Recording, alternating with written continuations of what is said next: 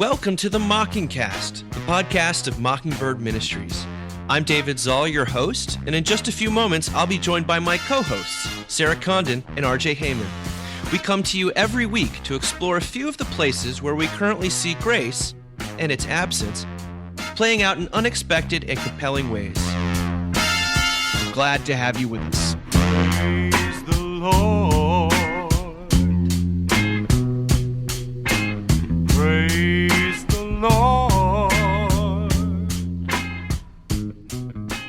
God. Closing in on the beginning of the school year. In some places, we've actually gotten there.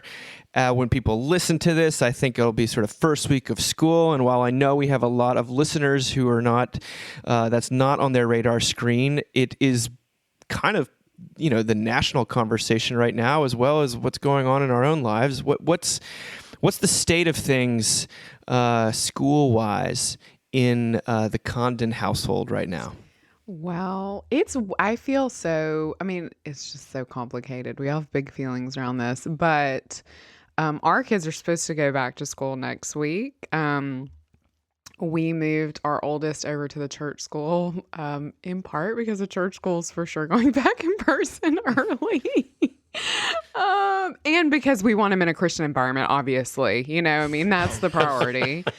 Those things go hand in hand, don't they? Right? Faith in God means you can open early.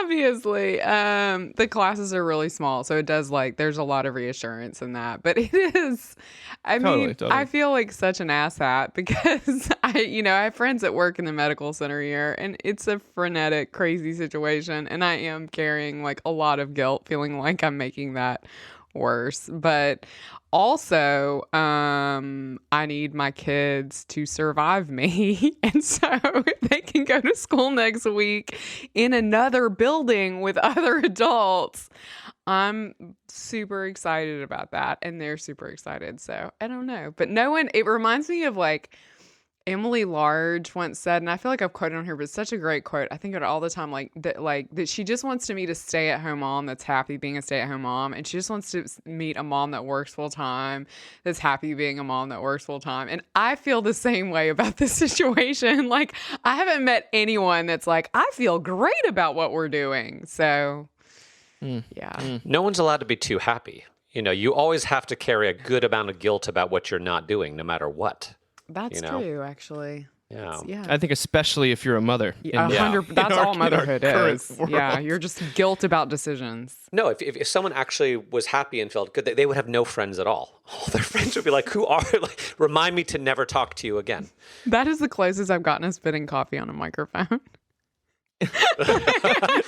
Again, if that were actually coffee. Right. It's 9 a.m. where Sarah is. You know what I mean? It's almost 10. Right. We're kidding. We joke. We kid. RJ, what about you, buddy? It's been an interesting time school-wise. We were actually back in Houston for a couple days on Friday and Saturday because Jackson's high school, our oldest, at the last minute decided to have an honest-to-goodness in-person physical graduation outside, socially distanced, in Houston in August, which was amazing. But it actually was really good. It was nice for him to see some friends, get some closure, have some semblance of a second semester senior year. So that was kind of nice. Then the next day found out that our middle son's school, which we thought was going back to in-person instruction in a couple of weeks, is actually going to start online. And we're concerned about him because he's a sophomore in high school and we just moved to a new place. And it's when is he going to make friends, Yeah. And he's a big soccer player. And interestingly, here in Florida, soccer is a winter sport. So maybe he'll get a chance to do that. But, and then Marshall is going back to school, I think, in a couple of weeks. His school has said it's a K-8 school. And they said, even if no one else goes to school, preschoolers definitely are. And we're like, dear God, yes. Thank you. So God willing, in a week and a half, he will be in school full time. So he's actually in a tent in the front yard of the school right now. Seriously, can we camp out early? Can we do that? And then next week we're taking Jack to college. But who knows how long he'll be there? Because when we were at high school graduation, there were a number of people who had just learned the day before that their colleges had decided to go fully online and would not be doing residential instruction. And like, they bought plane tickets, they had hotel reservations, they'd shipped things ahead. So it is just total, no one knows what they're doing. Like, it's total, it's just complete chaos. And starting or not, we all think, oh, what will it look like in October? Is UVA starting? Are they starting in person? What are they doing? UVA Dave? is doing virtual for the first 2 weeks, and then they are bringing the students back, and the idea is that the students are going to come back anyway because they've all signed leases that they can't get out of because only few of them live on grounds. Yeah. And also, the community is pretty upset about it, to be honest with you. But it's also, the community revolves around that place, so it would be sad. It's a no-win situation. It's total no-win. Like everything, it's a no. I was forwarded this to Sarah that my wife sent me, which I thought was really encapsulated what a lot of parents are going through. But it is also a microcosm of what I think people are going through in a sort of a larger kind of the can't win situation. This is Emily Holmes wrote this on Instagram. She said, if you're wondering why parents are so incredibly stressed out, it's pretty straightforward. And it's not that we just need a break or can't effectively do our jobs or are struggling with all the normalcy we've lost with friends and family, though all of this would be more than enough. Parents are struggling because literally every decision we make now feels like a choice between our children's mental and physical health. And whatever we choose, half the people we know will think we're either reckless with our children's lives or ruining their lives with our paranoia. It's a nightmare. Parents are not okay. I thought that was pretty prescient into the situation. We're fortunate enough. We had to shift gears midstream when we saw that what was happening. It was really the virtual thing was not good for our Really, family 3 boys situation. at home, and that didn't work out well for you? I'm so surprised. I mean, I was just telling people, I was like, I don't care about the politics of it at this point. Yeah. I care about my marriage surviving and my kids not like being sent to the ER. Right. Like that's those concerns are more important to me as of this moment. Yeah. And talk to me in 6 weeks. Who knows what's going to happen? But by the sheer grace of God and the miraculous movement of the Holy Spirit, these boys are apparently going back to school next week. Amazing. In a very responsible, smaller schools situation. But again, who knows? Mm-hmm. Who knows? Nobody knows. What is our motto? Nobody knows anything. Right? Yeah. They did have McSweeney's had a very funny article that we highlighted last week called "Your School District's Reopening Survey." It was written by Kara Baskin. No relation to Carol, as far as I know. This fall, you favor 1, in-person learning and constant fear, 2, hybrid learning, mixing constant fear with a dollop of logistical chaos, 3, remote learning, marrying logistical chaos with the cold cloak of devastating isolation, 4, moving to Maine and launching your own homeschool. Definitely not 4. And they describe... They describe in-person learning. If you've ever wondered how to combine pure hopelessness with the ambiance of Alcatraz in its prime, this option might be for you. 2, hybrid. You will need a reliable internet connection, a work schedule that follows no concrete pattern, a forgiving supervisor, independent wealth, or a Xanax prescription. And then she writes, we have also designed a remote learning option in conjunction with an outside vendor who specializes in emailing non-working links to YouTube videos. Oh my God. As we realize that Google Classroom posed technological challenges. Your child should expect to sit in front of a screen for roughly 8 hours a day with allowances for quick movement, breaks, meals, and the occasional primal scream. Rest assured that no matter how you respond to this survey, it won't matter whatsoever. Gotta laugh or you'll cry, my friends. Gotta laugh or you'll cry. Yeah. Any further thoughts on... I mean, it's weird how worried I am about judgment. That's definitely striking to me that because we are sending them back, I've already had some judgment from people in my life about it. And that's... And none of them have small children at home. And it's just like, I think the most grace I found has been in this like women's group at church because our kids are at different schools. People are making different decisions. But we all, no matter what decisions are being made, know how hard this is. And there's just not space for judgment in that. You know what I mean? Like, but it's it's like I'm having this weird thing of like, I want to like get a picture of them for their first day of school and like maybe post it on my social media next week. And I'm like, it's funny. Like, I mean, I put up some salacious stuff on social media and there's like a certain amount of anxiety that comes with that where you're like, what are people going to say? What will the comment section be like? I'm more worried about putting up a picture of my kids going back to school for the first day and having to monitor the comments section than I've ever been about anything else, which I think really says where we are right now. I would just say, if you've never been a person who's been in therapy and you have the means to do so, now's not a bad time to start. It's a great time. It is. I mean, personal therapy, marital therapy, if you're finding your relationship under a good deal of stress, it's not cheap. I know therapists also could probably use the money, and Zoom Zoom works okay. It's not the worst thing. And it's just nice to have another person. I think it can be nice to have another person in your life, helping you talk things through, work things through, see things clearly. So yeah, if you, and I've said that to a number of people in my church recently, like now's a great time to start therapy, Yeah, and we talk about how parents feel judged, and it's the classic thing of, why do I put my child in the jacket when it's cold outside? And like 95% of the reason is I don't want to be judged by other parents because I'm really not actually worried about the 10-second walk from the car to the school. But it's not just the judgment we that's cast our way. It's the judgment we cast other places. I was talking to my wife last night, and we were, everyone in our situation, there's such a range of how people have responded, and some people appear to have lost their minds. People have lost their minds about many things other in the past, and which is understandable. Like, can I just say it's understandable because everyone is losing their minds just a little bit. Yeah. Well, she's like, well, I don't want to judge this person, and I don't want to judge this person, someone who is really, we feel like, imprisoned their children or something, and I sort of feel like, well, I want to judge them. Like I feel great judging them right now.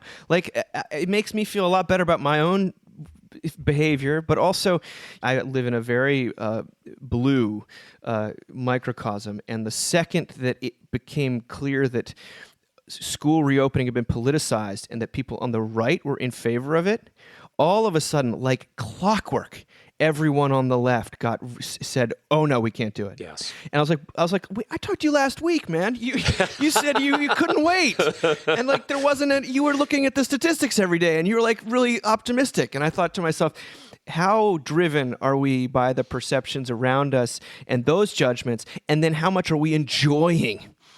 The repentant side of me, how much am I enjoying the ability to feel good about myself, but also just to say, that person is crazy. Right. The C word, Sarah. The C word. The C word. Sarah wrote a wonderful piece for Mockingbird about stuff you've talked about on here, about your family Bible and your grandfather's really fluctuating mental health, and I'm putting words in your mouth, but you're saying in CPE. Yeah, so I worked in a psychiatric hospital. I've never written that before because it's I didn't want to offend people, but I like to offend people, but I was, your first week you get orientation, you're new in a psychiatric hospital setting, you're supposed to be with these people pastorally, and they kept saying, don't say the C word. Don't say the C word. And I kept sitting there thinking, who is calling a psychiatric patient a see you next Tuesday? And it took... Why is this being used so casually? No, I was like, what is happening? But I just sat there because everyone else seemed to know that this was a thing apparently that happened and was unacceptable. And I was like, obviously unacceptable. It was a week before I realized the C word was crazy.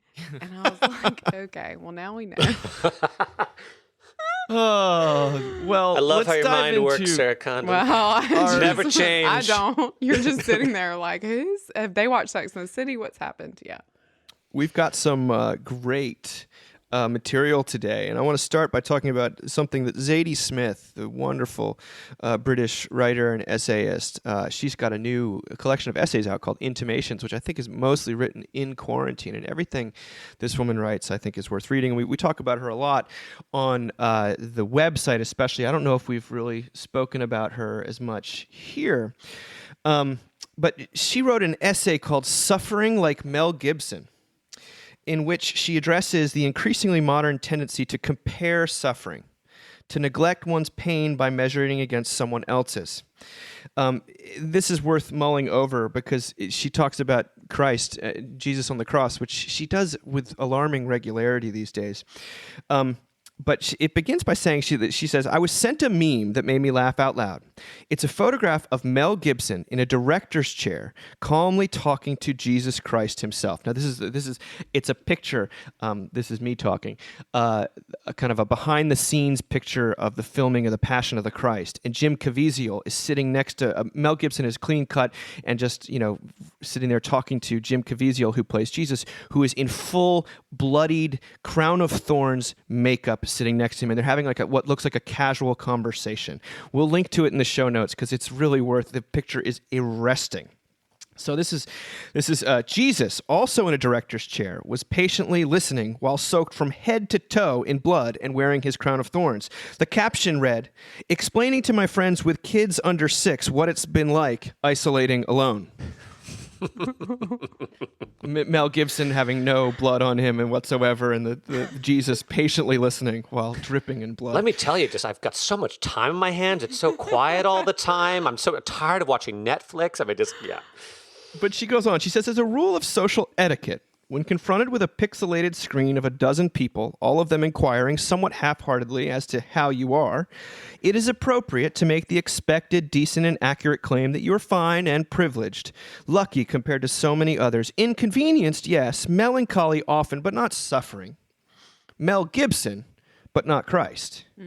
Even Christ, 20 feet in the air and bleeding all over himself, no doubt looked about him and wondered whether his agonies, when all was said and done, were, relatively speaking, in fact better than those of the thieves and beggars to his left and right, whose sufferings long predated their present crucifixions, and who had no hope, unlike Christ, of an improved post-cross situation. Then she writes, when a bad day in your week finally arrives, and it comes to us all, by which I mean that particular moment when your sufferings, as puny as they may be in the wider scheme of things, direct themselves absolutely and only to you, as if precisely designed to destroy you and only you. At that point, it might be worth allowing yourself the admission of the reality of suffering.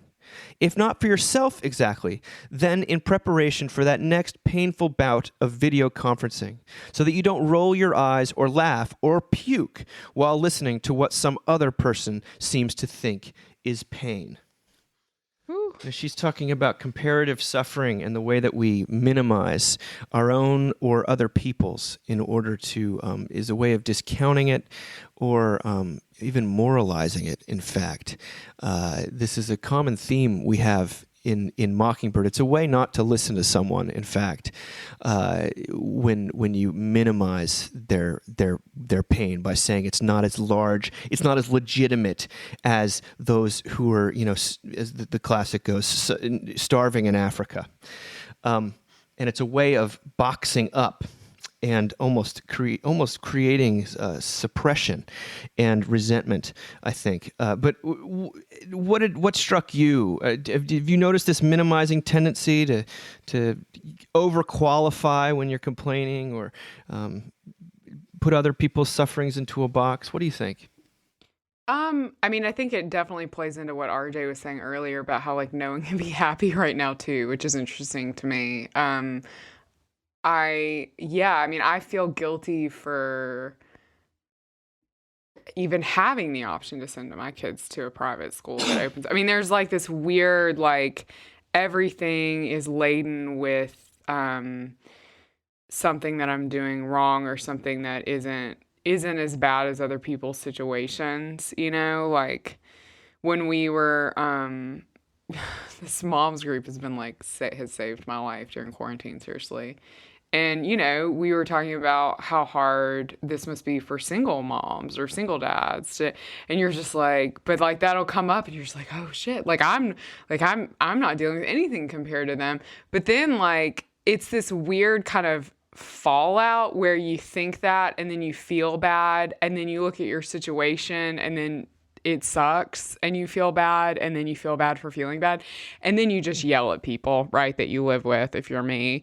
And none of that is helps. I mean, like it genuinely helps for us to just say that this is like incredibly hard and has been incredibly hard for people. I also think if you're home with children, it's really damaging to be like, it could be worse. You know what I mean? And to be like, you're okay. Everything's okay. You're okay. Because kids don't know what it means to put on a brave face, or they shouldn't have to yet.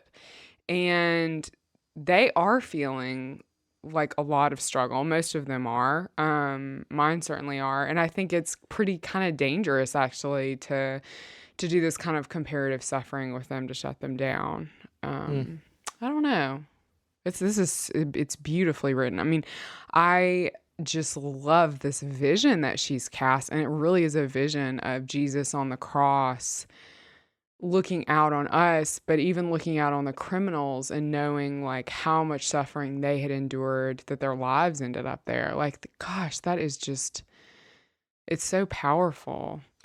We've talked a lot on the podcast about the American cult or sort of imperative of happiness, right? That happiness is not just our birthright, life, liberty, and the pursuit of happiness, but also the law under which we labor, that we sort of have to be happy all the time. And the more you've been blessed with, the more of an imperative you feel like you must be happy. And if you're not happy all the time, that there has to be something wrong with you. And then so not only do you feel unhappy, but you feel guilt about feeling unhappy. But I do know the longer this goes on, I notice, with people that I know, congregants, it's just heavy. There's just a heaviness to things, that people are suffering. They're so lonely or struggling in their marriage because they're around each other all the time, or had to take retirement unexpectedly early and now they're not working, but they don't know what to do next. Or they're struggling financially, or whatever it might be. And God willing, and not that I try to harp on that too much, but God willing, it creates a little bit of freedom to tell a little bit more of the truth about what's actually going on. I still do think, hey, we're Americans, we're Christians, put on like you said, Sarah, put on a brave face. But I'm sensing that starting to break down a little bit, not by choice, but by necessity. That like people just can't hide it anymore. Yeah. And even if they try to hide it emotionally, they can't hide it physically. Physically, they have to go to the doctor, or they can't show up for something, or So hopefully that I understand the impulse to minimize, and I do preach about that, and we do worship a God of hope and a God who is with us in the midst of our suffering, and yet we have to be willing to tell the truth, or not willing, but willing is the wrong word.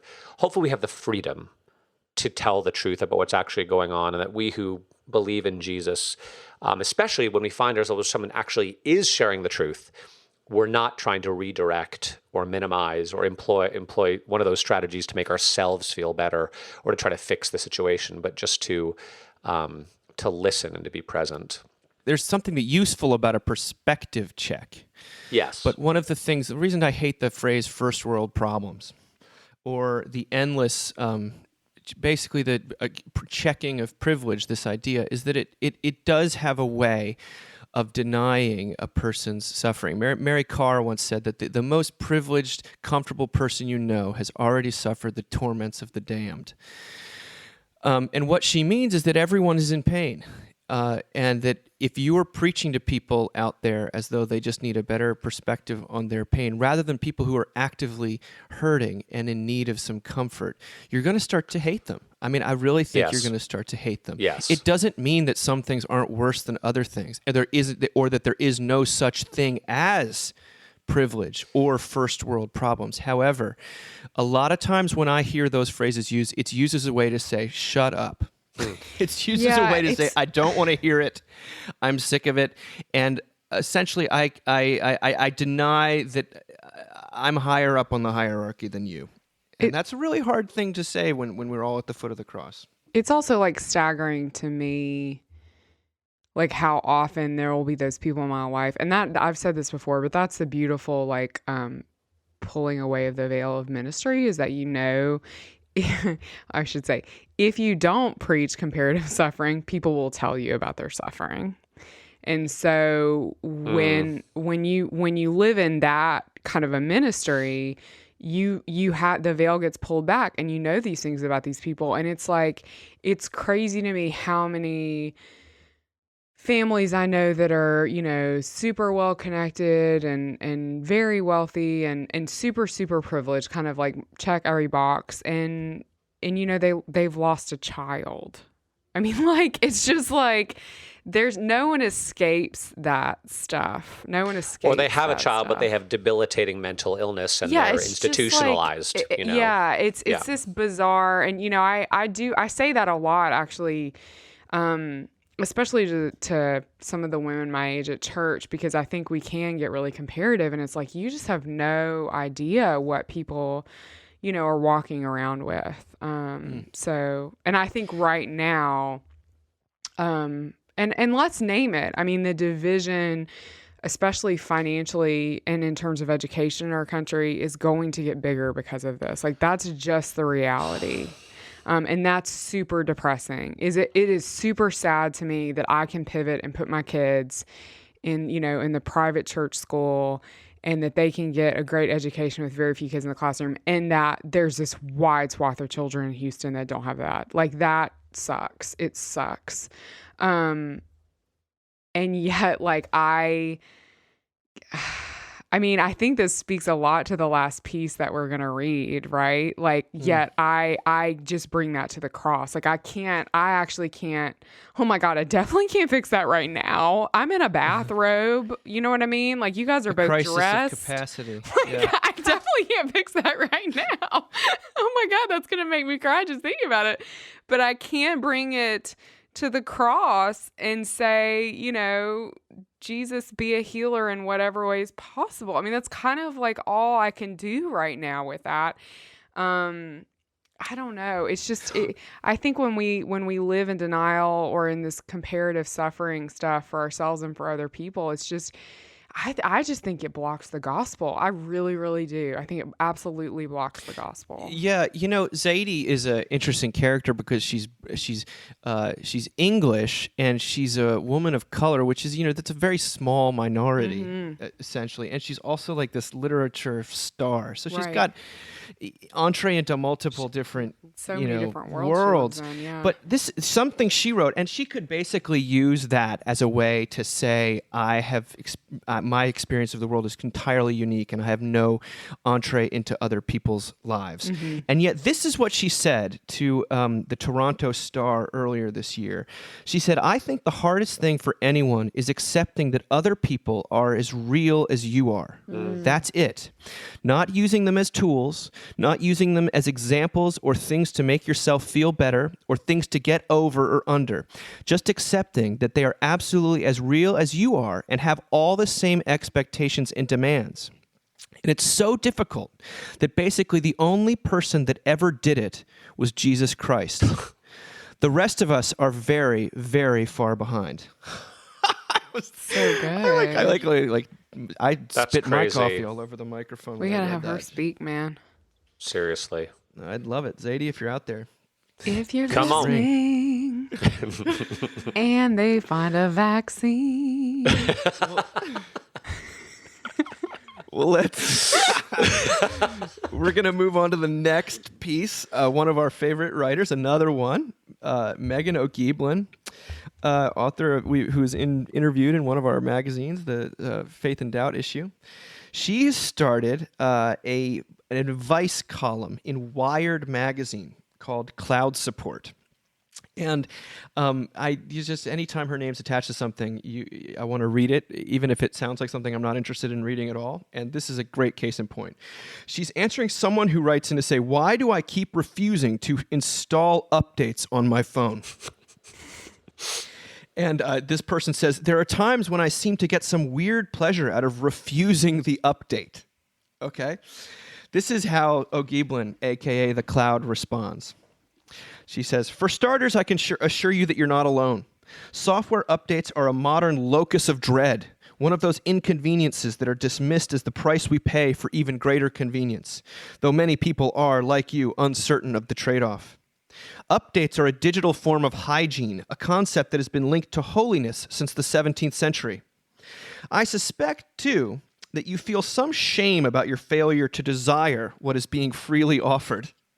Technology has made our lives better in countless ways, and updates offer many additional improvements, new games, better maps, fresh wallpapers, fonts, emojis. To refuse this bounty feels like ingratitude and is, moreover, entirely futile. I sense also a historical dimension to your anxiety, one that raises a much larger question about the point of technological advancement itself. For what it's worth, the notion that progress is limitless and can continue indefinitely has been with us for only a few hundred years. Before that, history was presumed to be going somewhere, towards some final destination. The medieval layperson believed that history would culminate in the kingdom of God. The 18th century philosopher envisioned human reason as an ascending staircase that would one day lead to utopia. For us, progress is not a means towards some final state, a terminal update, but an end unto itself. The stairs continue indefinitely and are forever disappearing into the clouds. The peculiar menace, though, of such prompts to whether you should update your phone's iOS X or whatever operating software, is that they present us with a false choice, the kind of bargains parents give to recalcitrant toddlers so as to flatter their sense of agency. We are not asked whether we desire the new software, only whether we will take it now or later. It could be that delaying the updates is an ascetic impulse. By that she means asceticism like monks. A world of ever-increasing comforts and commodities is wonderful, of course, and arguably more than we deserve, but it fails to demand much of us in return. No sacrifices or acts of heroism or exercises of the will. Perhaps you are spacing out your exposure to novelty so as to build character or to increase your sense of wonder when you do finally accept. Or maybe, in refusing, you feel as though you've had a say in the trajectory of the future. The pressing later asserts a democratic will on questions that do not appear on any ballot. Are we sure she didn't go to Yale Divinity School? We're 100%. She went to Moody Bible Institute. Did she fact. really? She's traveled a long way from her origins. I love it. Holy moly. Amazing. This is what she said. She said, at the end of the day, the root cause of your refusal is less important than your ability to see it as deliberate, so that it ceases to feel like one more automatic impulse. The machine's prompting is mechanical. Your rejection of it makes you human. Once that's cleared up, you should continue delaying the updates until you are no longer given a choice, so long as it imbues your life with a sense, however small, of meaning. This is one thing that all the advances of technology cannot provide for us. We must find it where we can. Oh my gosh, that was so good. Are you guys the type that obsessive, that updates always as a form of digital hygiene, or do you relate to that? Them. I hate them. Yeah. I'm not good at digital hygiene. I'm not sure I'm good at hygiene, period, but I'm definitely not good at digital hygiene. Yeah, no, I always refuse these, mostly just because like I'm a technology memo and I'm just worried about what's going to happen that'll look different and I won't understand it. Or your phone will get a lot slower than it was before. Yeah, I don't even think I'm that aware of, like, I'm so unaware of that happening. Like, someone else has to point it out to me. Yeah, I just love this. I love how theological this piece is. It's just fabulous. She goes there. Yeah, I mean, like, just this idea of, like, these places where we find some sense of meaning, some sense of, like, personhood, of like who we are and the choices we make about ourselves, and how it inevitably updates anyway. And that's a really fascinating sort of thing. You know what I mean? Like that we get to sort of make all these sort of claims about ourselves, but then we just actually are who we are anyway. It reminds me of like the last conversation we had about like how all white women appear to be on a journey right now. Do you know what I mean?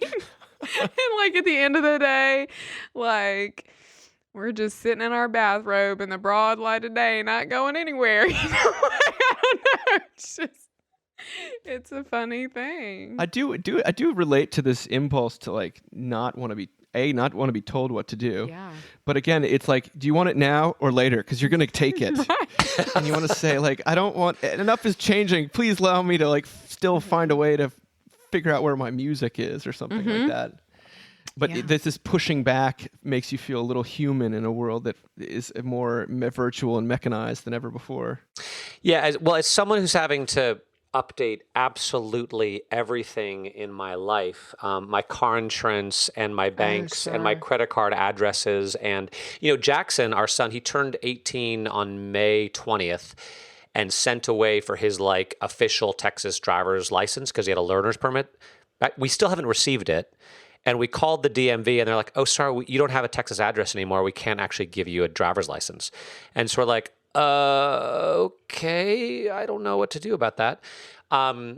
So yeah, I can't tell you how many things, like I can't imagine when I'm going to switch out my Texas license plates. Like that's not happening for a long time. Right. Until you absolutely have to. Until I absolutely have to, which I'm just hoping on the pandemic to grant me a little bit of grace and mercy. But what it made me think of actually was, when you walk into a home, like a nice home, but older people live there and you look at all their decor and it's really nice, but also clearly like about 30 years old, Yeah. And I've always thought to myself, like, this is a little sad, right? Like, clearly this used to be in fashion. It's not anymore. Clearly, this harkens back to a time when they were working before they were on a fixed income, and they just don't Sure. have the money to update it. And this is kind of where they got stuck, right? They got stuck in like 1978 or something like that. Right. Stalled out, yeah. Yeah, they haven't updated it in forever. And maybe it felt, not. It felt kind of sad. But now, we're living in a new house, and I would say a good quarter of our stuff is still in boxes. A, because we're in the middle of a pandemic and our life is insane, but also because we want to just sort of do everything right, and we want to move in well and have it be beautiful and sort of perfect and updated in the right way. Mm-hmm. And I have thought to myself, like, is it worth it? Like maybe I need to stop updating and just live. And maybe what it is in those older people's houses, it's not a resource question, it's just a priority question. And they stopped caring. They stopped caring about updating because other things just mattered more. There were they had kids to put through college. Yeah. Or they, who knows? Or they were just like, who cares? Like we They're like just our like house. really comfortable. They're just comfortable. Yeah. And they're not beholden to this constant need to update and renovate and perfect. And because you can get on that cycle, right? Where you got to redo the kitchen every 10 years. I think people are in that cycle right now. They're wife's in that in cycle. interior stuff. Like she knows. It's like everyone's looking at their stuff and wanting to redo it. And Yeah. but so like maybe it's something beautiful about just giving up and saying, you know what? It doesn't matter. I don't care. I'd rather spend my time reading. So you can trace being with someone's my friends or what are you saying, Dave? Well, you can trace someone's home decor back to not when they resigned, but perhaps when they started gave living. up. When they actually started living. When they achieved some sort of peace. I mean, I'm sure it could probably goes be both ways. It could be maybe they did get really depressed in 1984, and that's sort of where things stopped. I mean, But hey, isn't that when life actually begins? I think I said to someone, like, you're an adult when life just becomes completely overwhelming and you're living one day at a time. That's, yeah. Well, this idea that she talks about I hope none of my college students listen to this. Is that true or not true? I mean, it's true, but I don't want them to know that. What did they say in This American Life, the Penn State episode? I love the bar owner. I love hanging out with these young kids because life hasn't kicked them in the teeth yet. There's the paperback edition of Seculosity is about to come out, and it's got like it's got 60 new pages. This episode brought to you by the paperback edition. Well, and smoking. and smoke, and so this is the tobacco industry. There's a Q&A at the end where I get to talk about sort of like what's happened since the book was published, and I was saying that like the amount of things people have sent me that relate to seculosity, it just kind of increases every single day. But one of the things is maybe we talked about it, but Audible created an innovation cathedral. And innovation has become and I talk about it in there, but it has become like a secular virtue, and like a virtue, capital V, and it for its own sake. And this sense that O'Giblin mentions is innovation is so always seen as good, but also completely endless. There's actually something kind of nihilistic about it. It's not leading anywhere. It's terrible. And it's like websites, endless like updating. I know, and I say this as someone I've spent like most of the year redesigning the Mockingbird website. Yes, you wonder, this idea that progress is good for its own sake is a modern thing, and that and it carries with it just as much of a burden of this treadmill type feeling that is not neutral, in fact. Because I do like, by the way, one of the things I think I'll remember about the pandemic, when I think about the pandemic, there's lots of things I'll remember. One of the images I'll have is basically looking for charging cords and chargers nonstop. Like everything is always in need of being charged, and it's at about 20%. And probably in 20 years, everything will be wirelessly charged, and we won't have any of these things in our lives. But that's one of the things we were doing. And I look forward to the day when I don't have to yell at my kids like, "What did you do with the charger?" Yeah. And that kind of innovation I'm excited about, I was just thinking, where does it lead? Yeah, sorry. One of my good friends has said in this time, and it's like my favorite thing, I'm not going to get better right now. This is not a time in my life when I'm going to get better. Things are not going to improve in my life right now. And I like play that over in my head because she said it and I was like, wow, that's the gospel.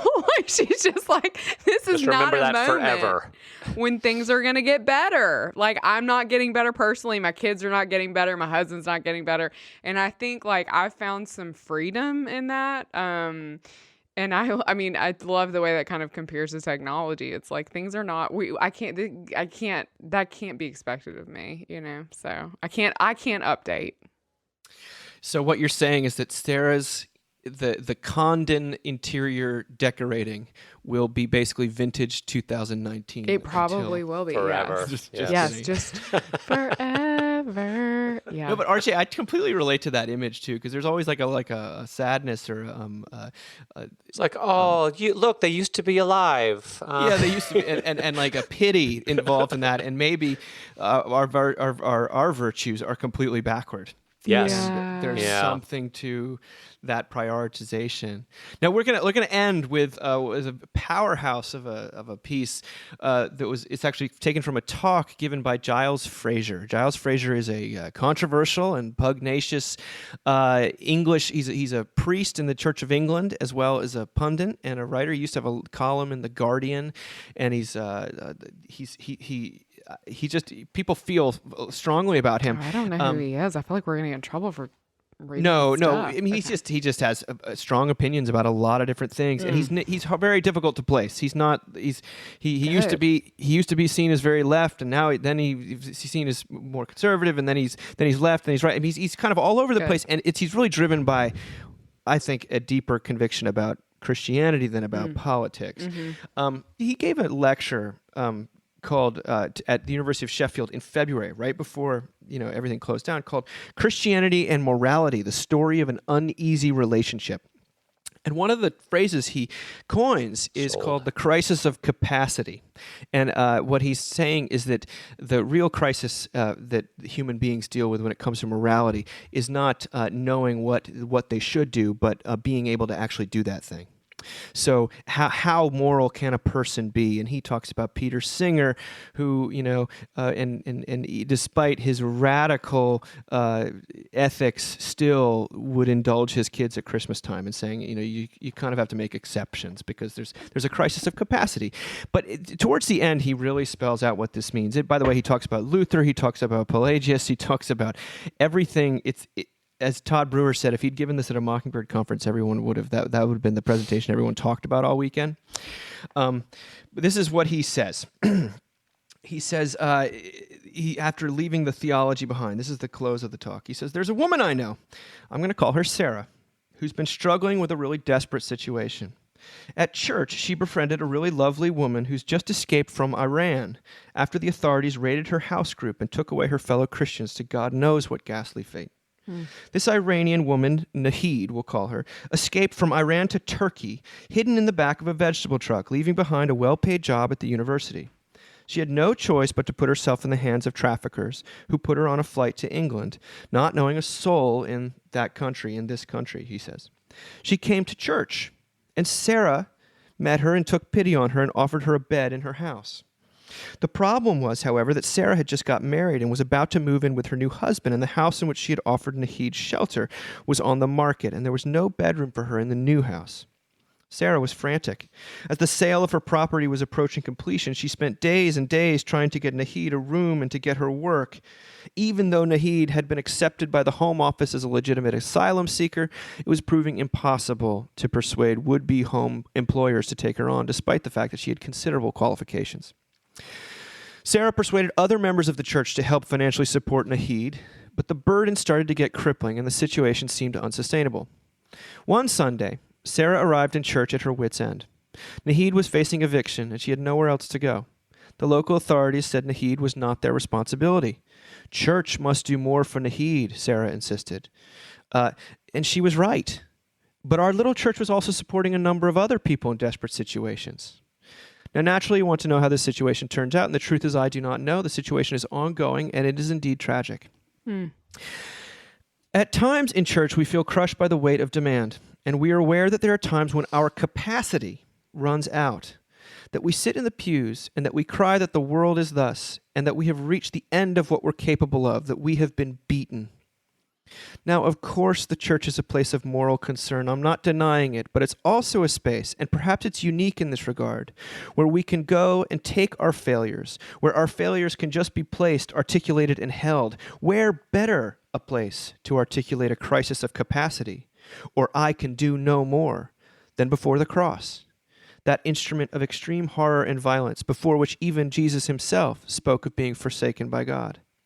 For many, this, the church, is the place to come when the words on our lips are morally, I cannot fix this, I cannot do more. This is the point at which religion makes a leap from being a matter of moral concern to a place of salvation and our need for it. This is why I think the best semi-secular model of what the church should look like is probably that of Alcoholics Anonymous. Yes, the church employs a different vocabulary to AA, but the way it speaks about human life is remarkably similar. Fundamentally, it's not about being good, it's about being saved. Christianity, you see, properly understood, is a religion of losers, that worst of playground insults. For not only do we not want to be a loser, we don't even want to associate with losers. We pointedly shun them as if some of their loserness might rub off on us. Or rather, more honestly, we shun losers because others might recognize us amongst their number, and we secretly fear that this might be true. We're not losers, we say, and so the cock crows 3 times. But it is true. Deep failure, the failure of our lives, is something that we occasionally contemplate in the middle of the night, in those moments of terrifying honesty before we get up and dress for success. And the facade of success we present to the world is commonly a desperate attempt to ward off this knowledge, which is knowledge of our failure. Christianity ultimately has got nothing to do with being better people. It's everything to do with the unvarnished truth about human failure. There is no way that the top 100 business leaders would endorse the cross. It's life without the advertising, without the accoutrements of success. It's life on a 0 hours contract where at any moment we can be told that we are not needed. The Christian story, like the best sort of terrifying psychoanalysis, strips you down to nothing in order for you to face yourself anew. Now this, he says, is the crisis of capacity. For it turns out that losers are not despised or rejected, not ultimately. In fact, losers can discover something about themselves that winners won't ever appreciate, that they are loved and wanted simply because of who they are and not because of what they can achieve, that human worth is not indexed to worldly success, moral or otherwise. This is revealed theologically, precisely at the greatest point of dejection. So churches cannot be blamed for failing to live up to this austere and wonderful message. The worst churches judge their successes in entirely worldly terms by counting their followers. Their websites show images of happy, uncomplicated, moral people doing good, improving stuff in the community. But if I'm right about the meaning of Christ's passion, then the church is at its best when it fails and it recognizes that we are failures, when it gives up on all the ecclesiastical glitter, when the weed starts to break through the floor, and when it shows others that failure is nothing of the sort. That's why the cross is the real site of triumph, the moment of great success, because our failure is recognized and then redeemed. Alleluia. I mean, I feel like the last three pieces you've read from, we just need to ask these people to show up for our next conference. Like, and we're done. Do you know what I mean? Like, and that sounds like a great conference. Like, oh my gosh, the thing about church websites and happy, uncomplicated, moral people, like, I mean, it does. I talked about this on the podcast because we just found out about it when we did the podcast in Tyler, and RJ had abandoned us. But just kidding. Aaron Zimmer was there. It was great. But yeah, I recognized my my limited capacity. I was just thinking about like how, at that point we had this family member, which we're now like in close relationship with, but this family member who is related to us that we didn't know about. I think that's probably the most respectful way to put it, because it's not my story to tell in so many ways, but found us online and saw us on the church websites and was like, nope. You know what I mean? Like, these people look moral. They look really churchy. I don't have anything to do with them. I mean, they won't want to have anything to do with me. And hope against hope. I mean, against all hope, he reached out anyway. And it's been such a powerful, life-giving thing for all of us. But I think that is like, it's what he pinpoints there about Christianity being for losers. And, gosh, there's just so much there. I find so much relief in that.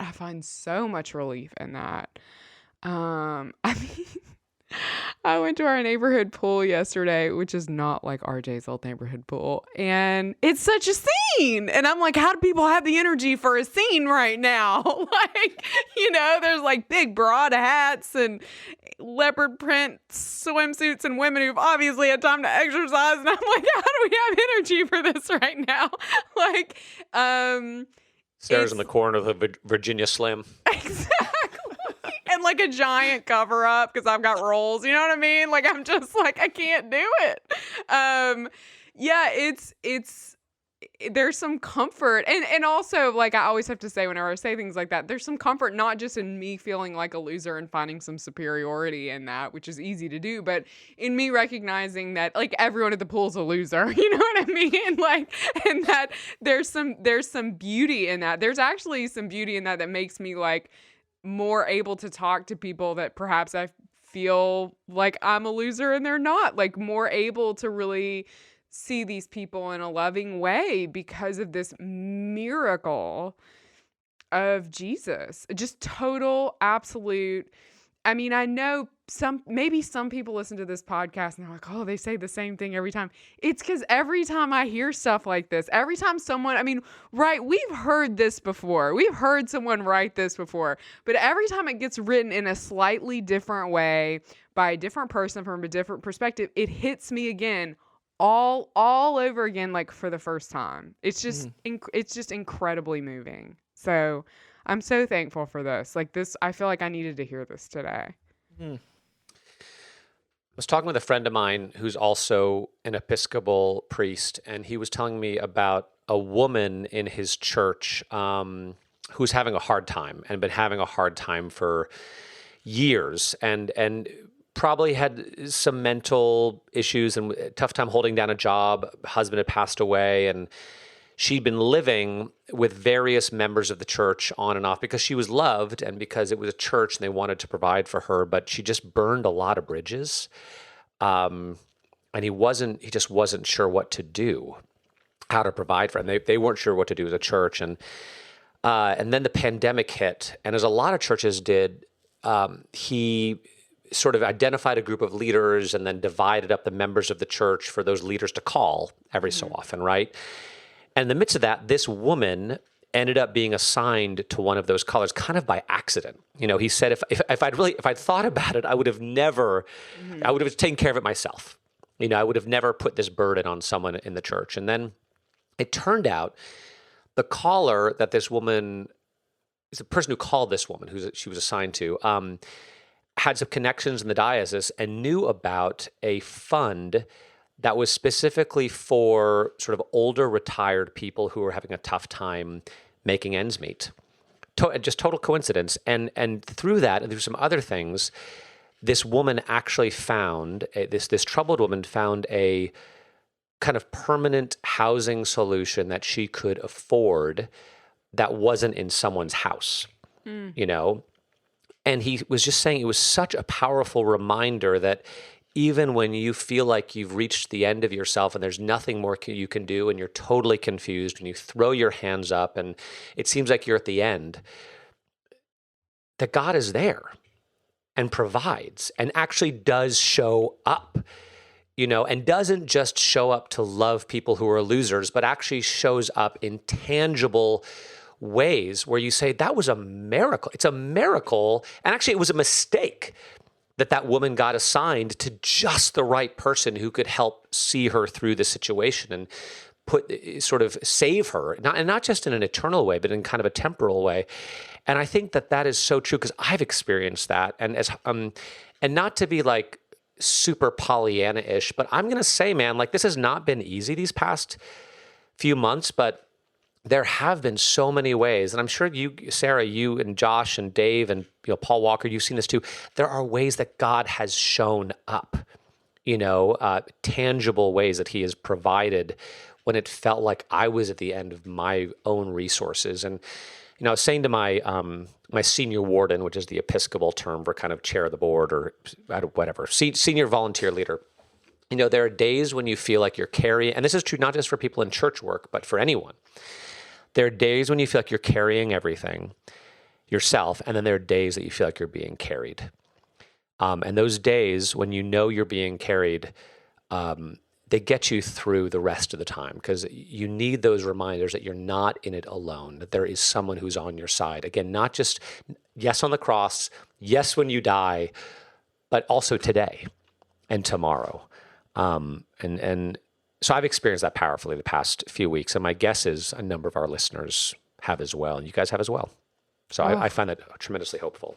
RJ, that's what a so wonderful good. story. Gosh. I have to say, I have to respond to that. I have to say, one thing that I think is such an important lesson for us to take away in churches from this is that if we think the ultimate goal of a church is to fix things, then when we are faced with an unfixable situation, we are disappointed in God in a way that's pretty unfair. We're disappointed in our own abilities in a way that will only separate us from God's grace. And it's really dangerous. And I think a lot of mainstream Christianity feels like it's the church's role to fix things. And the church is actually, generally speaking, terrible at fixing things because they're social service organizations with people with educations that are able to do that. We can only do so much. But if you think that the ultimate purpose of the church is to preach, Christ crucified for sinners and salvation, then that's always, even when there's nothing else you can do to help or to fix, that is always a place that you can turn to. You can always stand at the foot of the cross, and I also think that when we're able to do that, we're able to see our own mistakes and our own failures as God just getting us ready for a miracle. And I think, like what RJ's talking about, the situation with a friend, it's like maybe when we find ourselves in those moments, like it's totally just God getting us ready for something miraculous to happen. And in the moment when we stop trying to fix it, when we're just like, I'm done, I mean, I don't know. I've had that experience so many times in my life. Like, that's the moment when you're like, look out, because something's going to, guess what? You're not good at this. You know what I mean? And something's going to happen that goes way beyond your abilities, way beyond your capacity, and you're just going to sit there and watch it happen. That's my brother John was preaching a sermon recently on the Old Testament story of Joseph, and the reading was from, I think, Genesis chapter 37 or something, which is just a heinous litany of all the terrible things that happened to Joseph, thrown into the well, sold off, his brothers, slavery, Egypt. It's terrible. And yet he says, homeschool their kids. Yeah, sorry. Well, the story is the rest of Genesis. It sort of goes to like chapter 50 or something, and he says it's one of the most beautiful stories of redemption ever told and ever recorded. And he says that the truth is, though, we're all in chapter 37 right now. And that's okay. It doesn't mean that the ending has been written. And, some of us, maybe not. We do get glimpses like RJ, like your friend has gotten, and I've certainly seen it in our own, where the crisis of capacity is answered with the miracle of God's, abundance and sort of super overcapacity. You have seen that. But, one of the funny things about the pandemic is it's been going on long enough that we've all gone through phases where we feel like we hit a crisis point and then something happened and then we continue on and then there's another crisis point and then there's a happy thing and then there's another one. And I think that's actually that's just like the pandemic is revealing a lot of things to us about life. I think that lengthy sort of easing into it, these troughs and peaks and valleys. That's also where God is too. In these constant. It's just a little bit more. Discernible, perhaps, or maybe that's a gift in and of itself. RJ. Well, it reminds me. You're talking about your brother. I think it was him who said this to me, and this relates to the updating article too. He said, RJ, generally my approach to tackling an intractable problem is I just procrastinate so long that eventually it takes care of itself. That's amazing advice. It's so true. Exactly. And he acknowledged it wasn't a virtue. No, I like it. But sooner or later, God shows up, and hey, isn't that the Christian hope? Hey, man, sooner or later, Jesus is going to show up. Right. And in the meantime, we'll just procrastinate dealing with most of our problems. Yeah. Yeah, it's the don't just do something, sit there. Right. Exactly. Well, So I think that's a lot. Thank you, the two of you, for Sarah, for going on this journey today. I'll still be in a bathrobe 5 hours from now. So as long as the journey involves a bathrobe, we're good. Well, we'll check in maybe in about 10 days or so to see Still be in how the bathrobe. it's all going. Well, hopefully it won't be the polka dot one. It'll be the other one. That's, It'll be the pink one from my grandmother. Okay. Well, blessings to the two of you, and we'll talk to you soon. You Okay, too, bye, Dave. See you soon. friends. Bye. Bye.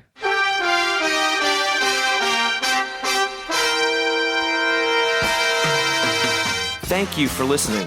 Remember, you can find us on the web at www.mbird.com. And we'd always love to hear from you at info@mbird.com. Audio production for the Mockingcast is provided by TJ Hester. And if you like what you've heard, please do drop over to iTunes and leave us a rating and review. Until next time.